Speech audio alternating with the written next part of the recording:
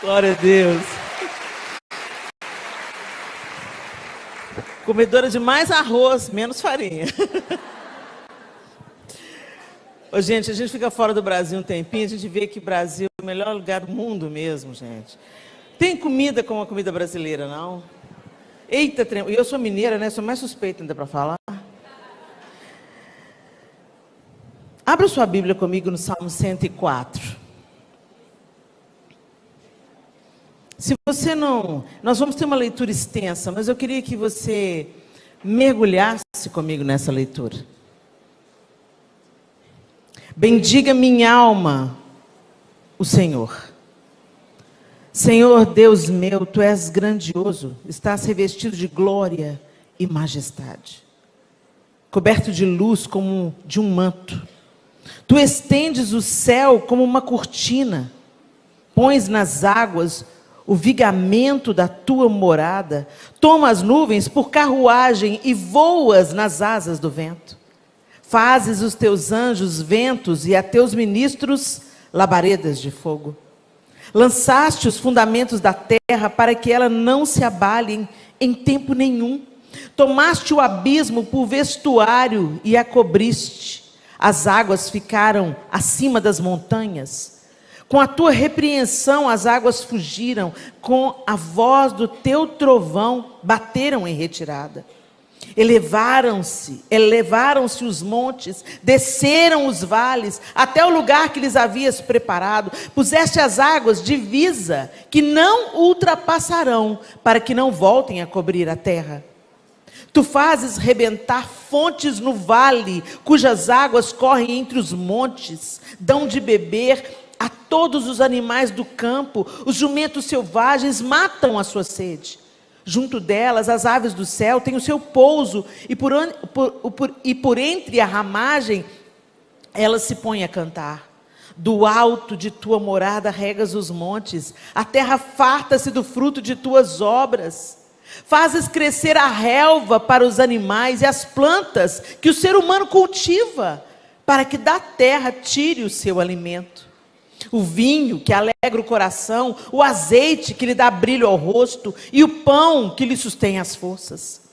São saciadas as árvores do Senhor e os cedros do Líbano que ele plantou, em que as aves fazem os seus ninhos. Quanto à cegonha, a sua casa é nos ciprestes. Os altos montes são das cabras monteses e as rochas o refúgio dos arganazes. Fez a lua para marcar o tempo, o sol conhece a hora de se pôr. Envias as trevas e vem a noite, na qual vagueiam os animais da selva. Os leãozinhos rugem pela presa e buscam de Deus o sustento. Em vindo o sol, eles se recolhem e se acomodam nos seus covis. Então as pessoas saem para o seu trabalho e para o seu serviço até a tarde. Que variedade, Senhor, nas tuas obras!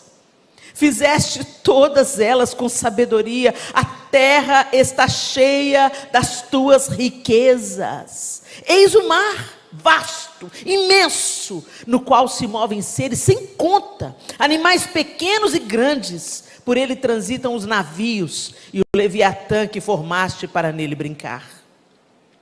Todos esperam de ti que lhes dês de comer a seu tempo. Se lhes dás, eles o recolhem. Se abres a mão, eles se fartam de bens. Se escondes o rosto, eles se perturbam. Se lhes cortas a respiração, morrem e voltam ao pó. Envias o teu espírito, eles serão criados e assim renovas a face da terra. Que a glória do Senhor dure para sempre. Exulte o Senhor por tuas obras. Com só olhar para a terra, Ele a faz tremer. Toca as montanhas e elas fumegam. Cantarei ao Senhor enquanto eu viver. Cantarei louvores ao meu Deus durante a minha vida. Seja-lhe agradável a minha meditação. Eu me alegrarei no Senhor. Desapareçam da terra os pecadores e que os perversos deixem de existir. Bendiga minha alma o Senhor. Aleluia. Como você se sentiu ouvindo o salmista? Te deu uma fagulha de esperança? Seu coração ficou quentinho assim? Por um momento você começou a imaginar que as ondas vêm até a areia e retornam, porque Deus colocou um limite no mar. Por um momento te ocorreu que o peixinho que a gente nem enxerga direito, ou um micro-organismo característico do mar, convive junto com o maior peixe.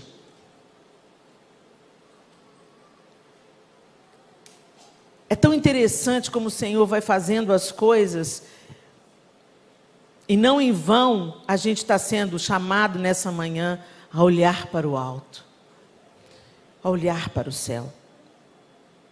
É tempo de nós contemplarmos a Deus. Nós vivemos tanto para nós mesmos, vivemos tanto a nossa rotina, a nossa vida, olhamos com lupas para os nossos problemas e nos esquecemos da grandeza e do poderio do Deus a quem a gente afirma amar e confiar. Você não precisa abrir, mas eu quero ler para você o que está em Romanos 1, de 18 a 21. Portanto, a ira de Deus é revelada dos céus contra toda a impiedade e injustiça dos homens, que suprimem a verdade pela injustiça, pois o que de Deus se pode conhecer é manifesto entre eles, porque Deus lhes manifestou. Pois desde a criação do mundo, os atributos invisíveis de Deus, seu eterno poder e sua natureza divina, têm sido vistos claramente, sendo compreendidos por meio das coisas criadas, de forma que tais homens são indesculpáveis. Porque tendo conhecido a Deus, não glorificaram como Deus, nem lhe renderam graças, mas os seus pensamentos tornaram-se fúteis e o coração insensato deles obscureceu-se. O que Paulo está escrevendo à igreja em Roma, aos romanos, é que nós somos indesculpáveis diante de Deus, porque olhando para as coisas criadas, nós vemos as características daquele que as criou. Nós vemos o poder, a majestade daquele que as formou. Não, a natureza não é Deus. Algumas pessoas dizem, o sol é uma divindade, Deus é o mar, Deus é... Não, Deus é Deus, o Criador de todas as coisas. E é impossível a gente olhar para a expressão de um artista, para a sua obra, e não perceber ali o seu caráter e sua personalidade. Então nós somos indesculpáveis, é isso que o apóstolo Paulo está dizendo aqui, porque pelas coisas criadas, Deus manifesta o seu poder, a sua graça, a sua misericórdia. Os atributos invisíveis de Deus, seu eterno poder e sua natureza divina, têm sido vistos claramente, sendo compreendidos por meio das coisas criadas. E você nem precisa de olhar para toda a criação, não, olha para o seu próprio corpo. Quando a gente olha como funciona, a gente pisca, porque senão os olhos ressecam. O nosso coração está pulsando no peito, desde que você nasceu, antes um pouco de você nascer. Ele nunca parou. Mesmo quando você dorme, mesmo quando você se cansa, ele nunca para. O sangue, a ordem, entra um arroz na sua traqueia, imediatamente, o seu organismo expulsa para nada estranho entrar no seu pulmão. Que máquina maravilhosa, as pinças dos dedos, nenhuma faca, nenhum garfo, te dá o poder de pinçar as coisas e de comer as coisas. Só quem perde um membro sabe a falta que ele faz. Como é maravilhoso, a gente come, o nosso organismo faz a seleção do que serve para nos manter vivos e daquilo que não serve. Como é bom ir no banheiro. Como é bom que nosso intestino funcione. Como Deus faz tudo grandioso, mas nós não contemplamos Deus. Nós investimos todo o nosso tempo, energia e saúde para colocarmos diante dos nossos olhos a impiedade, a perversão, a prostituição, a lascívia, aquilo que nos faz rir, e nos engana e nos seduz e nos adoece. Gente, sabe, pizza. Eu não conheço ninguém que não gosta de pizza. Tem alguém aqui que não gosta de pizza? Que privilégio seu.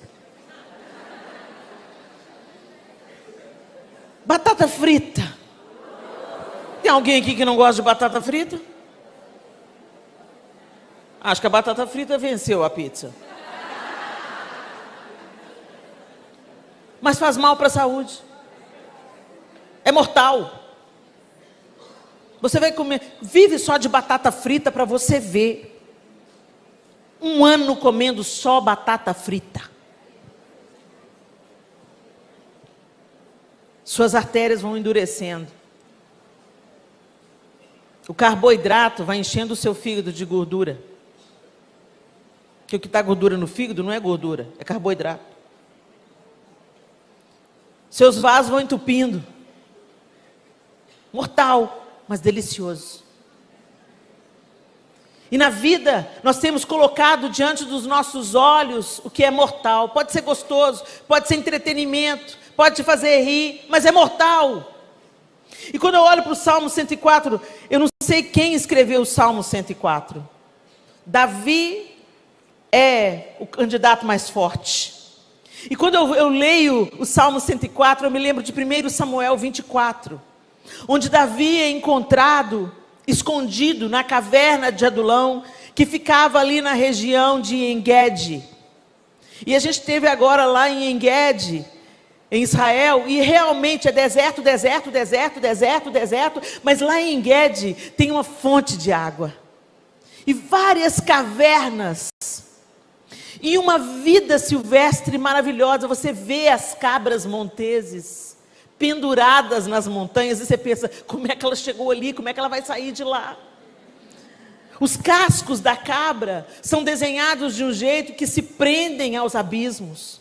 E ela vai ali nos abismos não para aparecer, mas para buscar alimento e proteção dos predadores que não chegam lá. E você vê aqueles chifres majestosos e elas andam tranquilas. E aqueles esquilos silvestres, assim, aqueles bichinhos, cheio, ali diante dos nossos olhos. Aí quando você lê o Salmo 24, e o salmista está dizendo sobre as cabras monteses, sobre a água e seus limites, sobre o céu estrelado.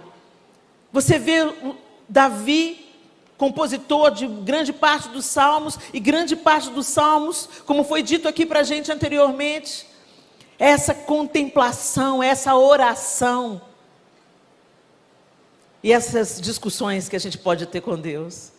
Mas especialmente aqui no Salmo 104, ele está trazendo para nós o seu olhar sobre as maravilhas criadas de Deus. E aí você encontra Davi fugindo da ira de Saul por inveja. E dentro da caverna ali em En-Gedi, ele teve a oportunidade de matar Saul.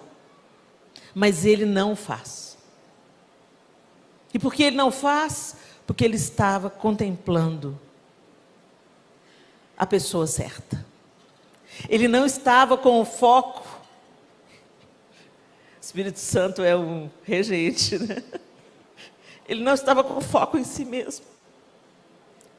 Ele não estava tomado pelo vitimismo. As pregadoras dessa manhã não sentaram para combinar o que ia pregar. Então Deus está falando de novo. Ele não estava contemplando o seu vitimismo, ou falando com Deus, Deus, por que o Senhor não mata Saul? Dá cabo dele. O Senhor sabe que o homem pirou. O Senhor já reprovou ele, ele fez o que era mal perante o Senhor, está tentando me matar por inveja. Me livra desse cabra. E quando ele viu Saul, ele podia ter entendido que Deus o estava entregando. E por que Davi não enxergou isso? Porque ele não estava olhando para o seu umbigo, para a sua própria dor ou para o seu próprio interesse. Ele estava olhando para os céus abertos. Ele estava contemplando o Criador de todas as coisas. E nos é urgente nos dias de hoje contemplarmos Deus. Nós precisamos contemplar Deus. Ou enfatizando, nós precisamos de colocar os nossos olhos sobre os céus que já estão abertos. E como que a gente faz isso? E por que a gente deve fazer isso? Porque nós nos tornaremos semelhantes àquilo que contemplamos. O mesmo salmista, no Salmo 115, de 1 a 8, o texto diz assim: nós tornamos, não a nós, Senhor, nenhuma glória para nós, mas sim ao teu nome, por teu amor e por tua fidelidade. Porque perguntam as nações: onde está o Deus deles? O nosso Deus está nos céus e pode fazer tudo o que lhe agrada. Os ídolos deles, de prata e ouro, são feitos por mãos humanas. Tem boca, mas não podem falar, olhos, mas não podem ver, tem ouvidos, mas não podem ouvir, nariz, mas não podem sentir cheiro, tem mãos, mas nada podem apalpar, pés, mas não podem andar, e não emitem som algum com a garganta. Tornem-se como eles, aqueles que os fazem e todos os que neles confiam. Essa mesma palavra é repetida no Salmo 135. O Senhor defenderá o seu povo e terá compaixão dos seus servos. Os ídolos das nações não passam de prata e ouro, feitos por mãos humanas. Tem boca, mas não podem falar, olhos, mas não podem ver, tem ouvidos, mas não podem escutar, nem há respiração em sua boca. Tornem-se como eles, aqueles que os fazem, e todos os que neles confiam. Nós nos assemelhamos àquilo que adoramos. E a quem nós temos adorado, a quem nós temos contemplado, diante de quem nós paramos, e de onde absorvemos a nossa força e vigor. Estamos exaustos, cansados, desesperados, erguendo punhos, como se Deus tivesse se esquecido de nós, mas na verdade muitas vezes nós é que nos esquecemos dele. Nós temos o nosso Deus nos nossos lábios, mas o nosso coração está longe dele. Nós trazemos Jesus estampado nas nossas camisetas, mas não paramos diante do Senhor. Eu comecei a ficar um pouco incomodada com alguns absurdos que a gente vê as pessoas falando, a maneira como elas estão vivendo as suas vidas, já há anos e anos dentro da igreja.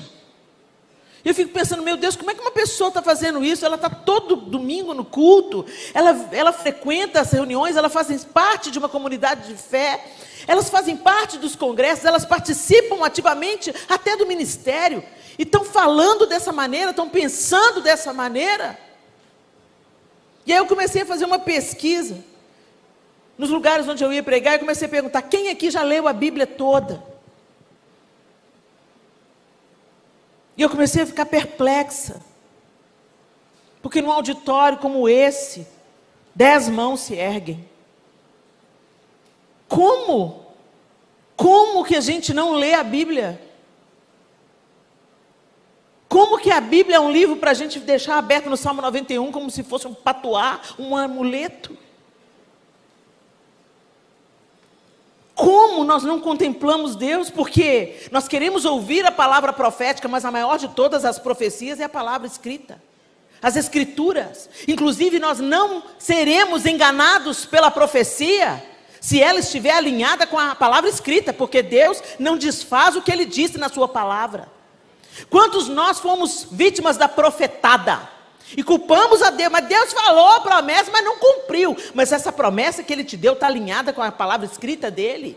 A Bíblia é um farol, ela nos livra do engano, ela nos livra da mentira, ela nos livra do espírito do anticristo. Mas a gente não lê a Bíblia. A gente quer que as pregadoras leiam para a gente. E a gente se empolga na palavra. Ah, que lindo, mas aí você continua vivendo a sua vida sem conhecer Deus, a quem você diz que ama e serve. Ou quando a gente faz de uma maneira religiosa, para ostentar diante dos nossos irmãos, ou para nos fazer sentir melhores. Eu já li a Bíblia 10 vezes, mas não mudou o seu caráter. Então, minha irmã, você está lendo só para pagar o protocolo. A gente lê a Bíblia como quem se banqueteia, como quem para diante da mesa do Senhor e fala: me mostra a tua face, me revela o teu caráter, confronta o meu, limpa-me pela tua palavra. E essas são as maneiras de nós contemplarmos Deus, através da sua criação e através da leitura da sua palavra. Gente, como é que nós chegamos aqui como igreja evangélica? Houve a reforma protestante. Por que houve a reforma protestante? Porque a igreja do Senhor se desviou.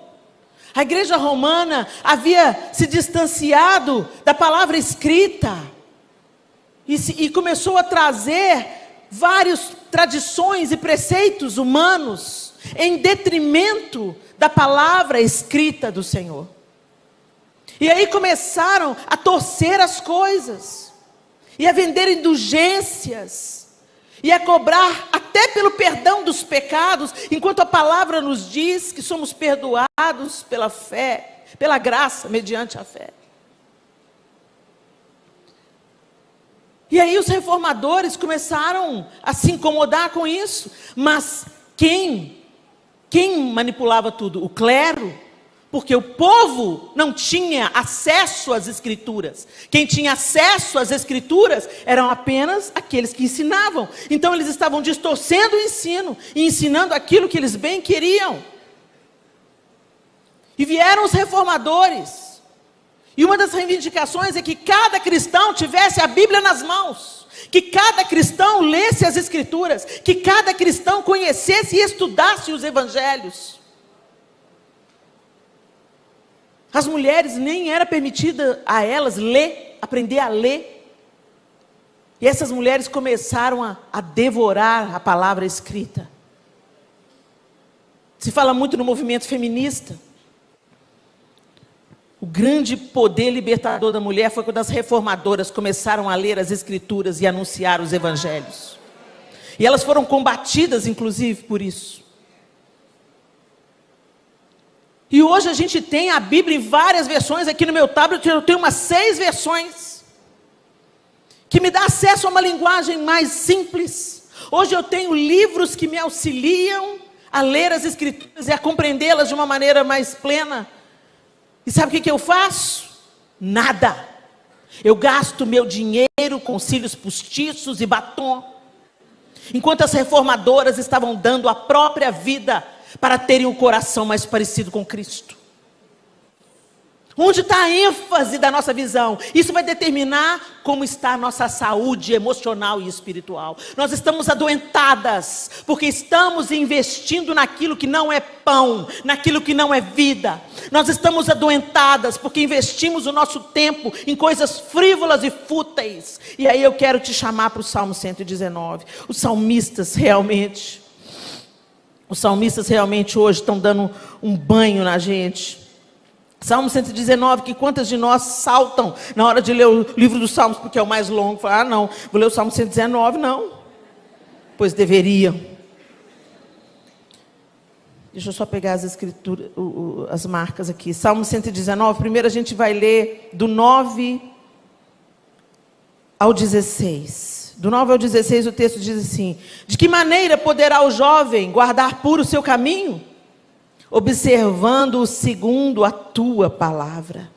De todo o coração te busquei, não deixes que eu me desvie dos teus mandamentos. Eu guardo a tua palavra no meu coração para não pecar contra ti. Bendito és tu, Senhor. Ensina-me os teus decretos. Com os lábios eu tenho narrado todos os juízos da tua boca.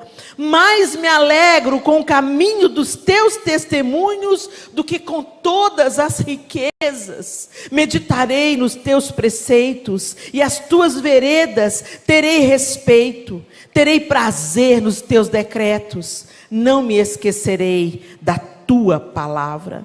O verso 32, percorrerei o caminho dos teus mandamentos, quando me deres mais entendimento. Ensina-me, Senhor, o caminho dos teus decretos, e o seguirei até o fim. Dá-me entendimento, e guardarei a tua lei de todo o coração, a cumprirei. Guia-me pela vereda dos teus mandamentos, pois nela encontro felicidade. Mais um, aí no Salmo 119, a partir do verso 97. 119, 97, a partir do 97. Quanto amo a tua lei. É a minha meditação todo dia. O teu mandamento me torna mais sábio do que os meus inimigos, porque eu o tenho sempre comigo. Compreendo mais do que todos os meus mestres, porque medito nos teus testemunhos. Sou mais entendido do que os idosos, porque guardo os teus preceitos. De todo mau caminho, desvio os meus pés para observar a tua palavra. Não me afasto dos teus juízos, pois tu me ensinas. Quão doces são as tuas palavras ao meu paladar, mais que o mel à minha boca. Por meio dos teus preceitos consigo entendimento. Por isso detesto todo o caminho da falsidade. Lâmpada para os meus pés é a tua palavra. Ela é luz para os meus caminhos. Ainda no Salmo 119. Diz assim. Eu não vou lembrar aqui agora o versículo certo, eu não marquei. Mas se você percorrer o Salmo 119, você vai encontrar. Desvio os meus olhos das coisas inúteis. 37. Desvio os meus olhos das coisas inúteis e faz-me caminhar pelos caminhos que traçaste. Fica claro para a gente por que Davi não cortou a garganta de Saul e apenas uma parte da sua veste. Porque ele estava sendo movido pela contemplação daquele que é justo juiz. Pela confiança plena em Deus. Ele era dirigido pelos preceitos, pela palavra e pela contemplação de Deus através da natureza. Através da criação. Deus fala conosco através da sua criação. A Mônica teve esse testemunho lindo ontem sobre as jabuticabeiras. Se você não estava aqui, ela contou que ela foi visitar uma fazenda e esse tempo de seca, estiagem, as árvores de jabuticabeiras estavam sequíssimas. E ela perguntou para o fazendeiro por que elas não eram molhadas, por que não regava? E ele falava, não, nós não podemos, porque esse processo de seca extrema, de sofrimento da árvore, vai aperfeiçoar e aprofundar e fortalecer as suas raízes. E assim elas produzirão frutos de melhor qualidade, mais doces e mais saborosos. Quando a gente olha para a natureza e os processos da natureza, a gente compreende melhor os processos de Deus conosco. Mas se a gente não parar para contemplar Deus, nós seremos devorados por esse tempo que oferece para a gente snack, pizza e batata frita emocionais, entretenimentos, compras. Como a gente perde tempo na vida e investe dinheiro em coisa inútil.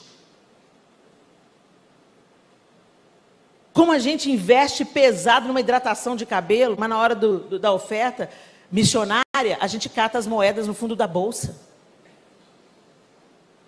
Isso mostra como o nosso coração está deformado pelas coisas desse século. Apegados aos deuses desse templo. Às vezes você pensa que ídolo é uma imagem de escultura. Também. Mas quantas vezes o ídolo é o status que você ostenta? Quantas vezes o ídolo é onde você investe o seu tempo e o seu dinheiro? Nós temos parado diante de Deus para contemplar a sua grandeza, majestade e deixarmos que Ele nos abasteça. É nele que nós temos bebido, é dele que nós temos extraído força e vigor. Ou nós estamos extraindo força e vigor dos seriados de TV, força e vigor dos jornais televisivos, de onde nós temos extraído a vida. Eu não estou dizendo, gente, para você se trancar dentro de uma bolha e não dialogar com o seu século, com o seu tempo que você vive. Eu não estou dizendo para você ser um eremita, porque de onde a igreja se retira, o diabo toma conta. É para a gente, como eu disse ontem, é para a gente viver a vida simples, a vida prática e ser uma bênção onde a gente andar. E não viver numa bolha, mas como já foi falado aqui, ouvir as pessoas. Trocar com elas. Percebê-las. Porque foi isso que Jesus fez. Foi isso que Jesus fez, se vestiu da nossa roupa, se tornou humano e viveu a nossa vida. Ele se identificou conosco. Quando Marta e Maria vieram chorando pelo sepultamento, pela morte de Lázaro, Jesus chorou junto. O Senhor não está chamando a gente para a gente viver como uma falsa espiritualidade, parecendo santo demais para conviver com as pessoas, mas Ele está nos chamando para a contemplação dEle, porque é impossível você parar para contemplar a criação de Deus e não enxergar o seu semelhante. É impossível você não parar diante de Deus e não amar o que Ele ama.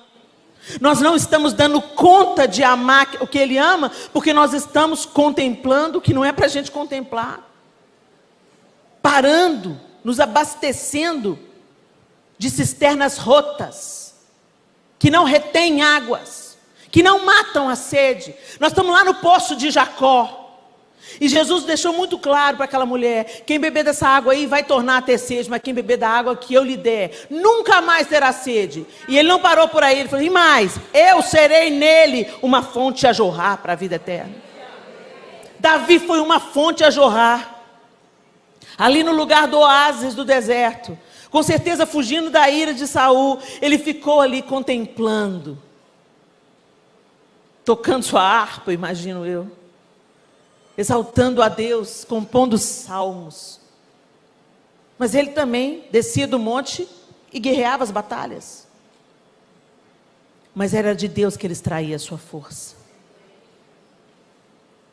A gente vem para um congresso como esse, se retira aqui 3 dias, você recebe tanto, mas muitas vezes nós somos como aqueles bonecos de posto de gasolina.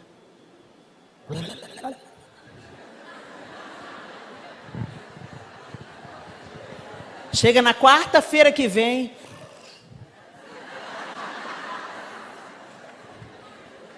o Espírito Santo não nos foi outorgado para nos tornar emocionais. O Espírito Santo nos foi outorgado para nos tornar parecidos com Jesus Cristo, andarmos como Ele andou, vencer o pecado como Ele venceu, anunciarmos o Evangelho do amor que Ele pregou. O Espírito Santo não te abastece para você ficar obesa espiritualmente e se gabando de ter dons. Os dons são ferramentas para servir. Os dons são ferramentas para ser expressão de amor. Contemple o Senhor. A natureza criada, como o apóstolo Paulo disse aqui aos Romanos, e como o salmista também revelou no Salmo 104, mas também pelo salmista no Salmo 119, observando os estatutos, os mandamentos, a vontade, o caráter de Deus. Quando a gente olha para as Escrituras, a gente enxerga Jesus. É um absurdo quando as pessoas dizem que Jesus aparece só no Antigo Testamento, no Novo Testamento. Que o Antigo Testamento é a velha aliança, a antiga aliança, e que a gente não precisa mais de obedecer ao Antigo Testamento. Gente, o Antigo Testamento é a preparação para o Novo. O Antigo profetiza, o Novo cumpre. Jesus não despreza a lei, Ele cumpre a lei. A lei serve como aio para nos promover a um mais elevado mandamento. Então as pessoas, você não viu mais sobre a lei, mas sobre a graça. Pois é, a lei falava assim: não adulterarás. E Jesus falou assim: se você olhar para uma mulher com uma intenção impura, você já adulterou. Jesus trouxe um upgrade. Jesus não veio para você viver uma vida torta. Jesus veio para te empoderar, para te capacitar pelo sacrifício dele, pela graça, a viver um modo de vida elevado, santo, mais perto de Deus, para saquear o inferno e levar outras pessoas a esse estado de aproximação do seu Criador. E a gente faz isso, gente, enxergando Jesus de Gênesis a Apocalipse. E quando a gente começa a ler a Bíblia, começa a estudar as Escrituras, de verdade, para encontrar Deus e não para cumprir o protocolo, não para dar o check na religiosidade, mas para encontrar Deus, você encontrará. Quando a gente conhece um artista famoso, e a gente começa a ter interesse por esse artista, achar interessante a vida dele, a gente vai no Google e pesquisa tudo. Tem gente que sabe coisa da minha vida que nem eu sei. Nossa, Helena, eu li isso, eu vi aquilo, aquela sua pregação, você contou isso? Eu contei. Nem eu lembro. Mas a pessoa sabe tudo da minha vida. Uma vez me deu uma obsessão pela Marilyn Monroe. Eu comecei a ler sobre a Marilyn Monroe, e uma coisa puxava a outra, eu comecei a estudar sobre a Marilyn Monroe. Meu Deus, que espírito de encantamento que essa mulher tinha. E eu comecei a estudar e eu me compadeci dela, no final das contas. Quando eu li a história dela tão trágica, tão triste, eu terminei compadecida dela. Então, quando a gente tem um ponto de interesse, a gente estuda. Como é que a gente fala que ama a Deus se a gente não estuda as Escrituras? A gente não lê a Bíblia. A gente não se demora minimamente. Você só lê Salmo e Provérbios. Quando chega em Levítico, assim, nem... Tem que ler Levítico. Então, antes de terminar esse período, eu queria te dizer, eu queria ler para você. Eu ganhei um livro há um tempo atrás. E eu já amava as Escrituras, mas depois que eu ganhei esse livro, eu fiquei mais apaixonada pela palavra. Chama-se Redescobrindo Sua Bíblia. E foi um pastor lá de Belo Horizonte que escreveu, pastor André Coelho. E nesse livro, eu até tornei isso uma série no YouTube, no meu Instagram também, contando um resumo daquilo. Eu pedi autorização para ele, obviamente, né? E eu vou resumindo aquilo que ele ensina, e é maravilhoso como aquele livro foi me auxiliando na leitura das Escrituras. Algumas coisas que eu tinha dúvida, ele foi respondendo as dúvidas, e eu achei aquilo fascinante, e eu fiquei mais apaixonada pelas Escrituras.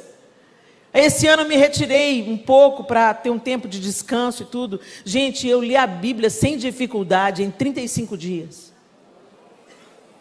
E eu me deleitei. Foi mel para minha boca, cura para minha alma. E eu quero ler de novo, e de novo, e de novo, e de novo, e de novo, porque a palavra é viva, e cada vez que você lê, ela traz algo novo, ela se renova, ela é operante. E aí, lendo esse livro do pastor André Coelho, e esse texto que eu vou ler para vocês agora, me motivou a amar e a buscar Jesus nas Escrituras. Em Gênesis, Jesus é visto como descendente da mulher que ferirá a cabeça da serpente. Em Êxodo, ele é representado pelo Cordeiro Pascal que foi morto para nos salvar. Em Levítico, um novilho sem defeito oferecido como oferta pelo pecado, para fazer expiação pelas nossas almas. Em Números, a rocha que foi ferida para descedentar o povo escolhido. Em Deuteronômio, o profeta que haveria de vir a este mundo. Em Josué, o príncipe do exército do Senhor, que nos garante a vitória em nossas batalhas. Em Juízes, o anjo do Senhor, que levanta libertadores para seu povo. Em Rute, o resgatador divino de nossas vidas. Nos livros de Samuel, o rei, escolhido por Deus, que fará toda a vontade divina. Nos livros de Reis, o verdadeiro herdeiro do trono de Davi. Nos livros de Crônicas, o Deus fiel que cumpre a promessa de manter sempre um descendente de Davi no trono. Em Esdras, o escriba versado, aquele que ensina ao povo a lei de Deus. Em Neemias, o reparador e edificador de nossas vidas em ruínas. Em Esther, a providência divina que nos livra da morte. Em Jó, o Redentor que vive, a nossa esperança no meio da tribulação. Em Salmos, o pastor que nos guia aos pastos verdejantes. Em Provérbios, a sabedoria personificada. Em Eclesiastes, o pregador que nos ensina que tudo é vaidade, exceto o temor a Deus. Em Cantares, o amado, que estende sobre nós seu estandarte de amor. Em Isaías, o servo sofredor, que justificará muitos, levando sobre si as iniquidades deles. Em Jeremias, o renovo, que reinará e executará juízo e justiça na terra. Em Lamentações, o que nos consola no meio da desolação. Em Ezequiel, a figura semelhante a homem que está sentado no trono celestial. Em Daniel, o quarto homem andando no meio do fogo. Em Oséias, o esposo traído que busca de volta a sua mulher infiel, ou seja, aquele que nos aceita mesmo depois de o termos abandonado. Em Joel, a salvação de todo que invocar. Em Amós, o fogo consumidor que julgará os ímpios. Em Obadias, aquele que derruba os inimigos do povo de Deus. Em Jonas, o Deus da segunda chance. Em Miqueias, o rei que vai adiante de seu povo abrindo o caminho. Em Naum, a fortaleza no dia da angústia. Em Abacuque, a rocha da nossa salvação. Em Sofonias, o rei que está no meio do seu povo, poderoso para salvar. Em Ageu, o que abala o céu e a terra, para encher de glória a sua casa. Em Zacarias, o rei justo, salvador e humilde, que vem montado em um jumentinho. E em Malaquias, o mensageiro da aliança. Segundo Thomas Adams, Cristo é o resumo de toda a Bíblia. Profetizado, tipificado, prefigurado, exibido, demonstrado, presente em cada folha, quase em cada linha, sendo as escrituras, por assim dizer, como as faixas que envolvem o menino Jesus. No princípio era o Verbo, e o Verbo era Deus.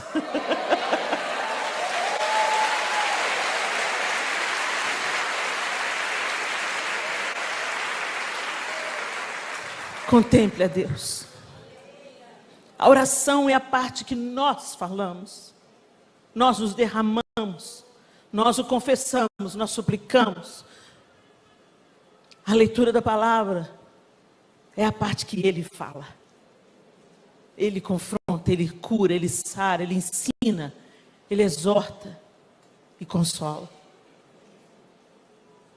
Não abra mão, minha irmã. Não viva só daquilo que nós sabemos e compartilhamos com você nesse púlpito. Buscar-me-eis e me encontrareis quando me buscardes de todo o vosso coração. Entra no seu quarto, fecha a sua porta e busque a presença do Senhor, contemplando a sua bendita palavra. Feche os seus olhos. E eu vou fazer uma pergunta retórica. Você não precisa responder para mim, mas responda para você. Está cansada? Intimidada? Confusa? Abatida? Desanimada? Está tomando a dose do remédio? A palavra de Deus é remédio.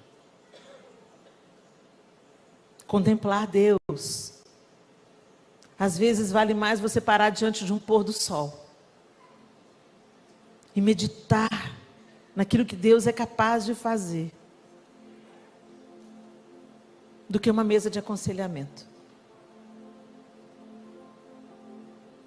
Deus quer se revelar a nós, no vale ou na montanha. Ele disse: eis que estou convosco todos os dias, até a consumação dos séculos. Mas quantas vezes nós ignoramos a sua presença, a sua companhia. Nos entretemos, nos distraímos, ou lambemos as nossas próprias feridas. Nos vitimizamos, culpamos Deus. Mas até para culpar Deus, até essa conversa difícil que a gente tem que ter com Ele, é preciso estar na presença dEle. Onde quer que eu esteja, Senhor, em um vale ou alta montanha, o que faz o meu dia ter cor é a beleza da tua companhia. Não importa o lugar, se comigo o Senhor está, com muito ou pouco sou feliz.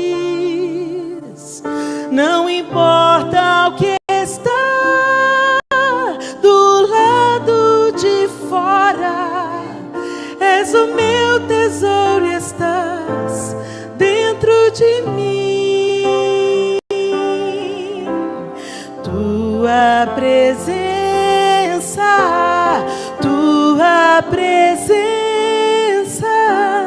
faz toda a diferença.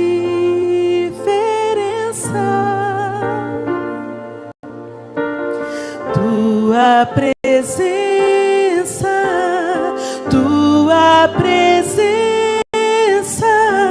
transforma o meu deserto em um jardim secreto, lugar de intimidade contigo.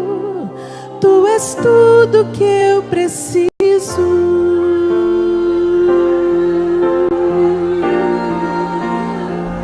Tudo que eu preciso está em ti, Senhor. Tudo que eu preciso, Senhor. De fato, o Senhor é tudo de que precisamos. Tudo vem de ti. Tudo que temos e somos vem de ti. Nós só acordamos essa manhã porque o Senhor nos deu fôlego de vida. Podemos ler porque o Senhor nos deu essa habilidade. Podemos ver. Podemos respirar. Podemos discernir, entender com o intelecto. Mas queremos te apreender com todos os nossos sentidos. Com todo o nosso coração, com toda a nossa alma. Porque quanto mais te conhecermos, mais semelhantes a ti nós seremos. Oh Senhor, revela-te a nós, através da tua palavra, através da tua obra, dos teus feitos, das tuas maravilhas, da tua criação. Que percebamos, Senhor, quem o Senhor é. Que a tua presença seja percebida. Desintoxica-nos desse tempo, Senhor. Nós queremos dialogar com esse tempo. Nós queremos estar onde o Senhor quer que a gente esteja. Nós não queremos fazer tendas em montes e nos excluir. Não. Nós queremos te enxergar na face do nosso próximo. E queremos te derramar em cada abraço, em cada palavra. Mas para isso, nós precisamos ser cheios de ti. Então nos ensina a te contemplar. E que Jesus seja formado em nós pelo poder do teu Espírito. Em nome de Jesus. Amém. E amém. Vou entrar no meu quarto, fechar minha porta. Vamos ficar juntinhos, só eu e o Senhor. Vou pegar minha Bíblia, vou ler com carinho. Sei que Deus vai falar comigo. Deus abençoe você.